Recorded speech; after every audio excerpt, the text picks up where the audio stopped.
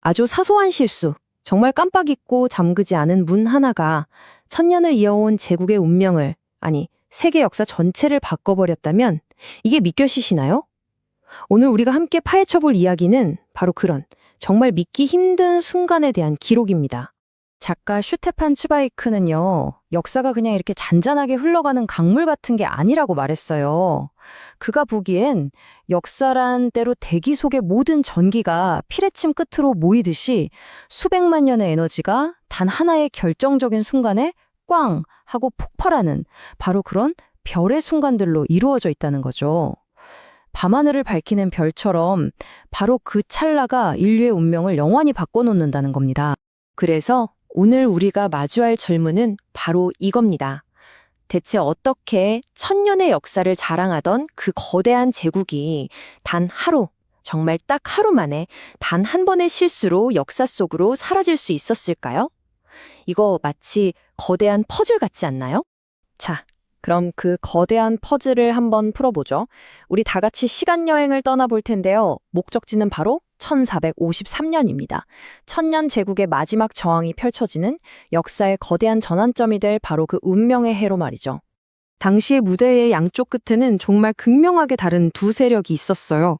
한쪽엔 천년의 영광은 다 어디 가고 수도 콘스탄티노플만 앙상하게 남은 동로마 제국, 말 그대로 과거의 그림자뿐이었죠. 그리고 그 반대편은 이제 막 21살이 된 젊은 술탄, 메메트 2세가 이끄는 신흥 강국 오스만 제국이 있었는데 이 도시를 정복하겠다는 불타는 야망으로 정말 모든 걸 걸고 있었습니다.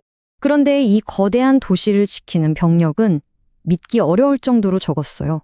고작 8,000명이었습니다. 그리고 그들을 상대할 오스만 군대는 무려 15만 대군이었어요.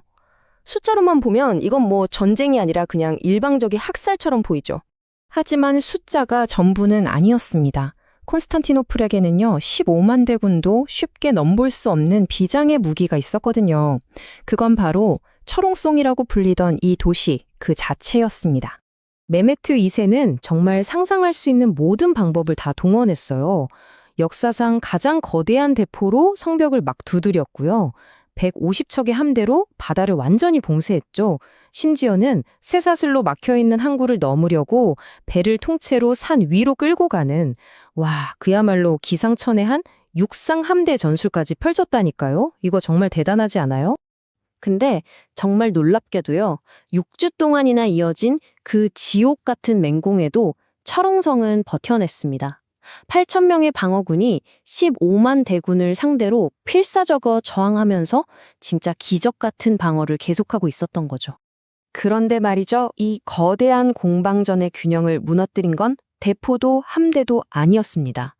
자, 이제 우리는 역사의 현미경을 들고 아주 작은 균열, 거대한 전투 속에 숨겨진 그 잊혀진 문으로 시선을 한번 옮겨봐야 합니다. 네, 바로 이거예요. 천년제국의 운명을 결정지은 건 그 치밀한 계획이 아니라 누구도 예상치 못했던 정말 어이없을 정도로 사소한 우연이었습니다. 그 우연의 이름은 바로 케르카 포르타. 평소에는 거의 쓰지 않아서 모두의 기억 속에서 완전히 잊혀졌던 아주 작은 쪽문이었죠. 자, 그 순간을 한번 상상해 보세요. 1453년 5월 29일 새벽 최후의 공격이 벌어지는 그 아수라장 속에서 오스만 병사 몇몇이 성벽을 헤매다가 우연히 케르카포르타 문이 잠겨있지 않은 걸 발견합니다. 처음엔 당연히 이거 함정 아니야? 했겠죠.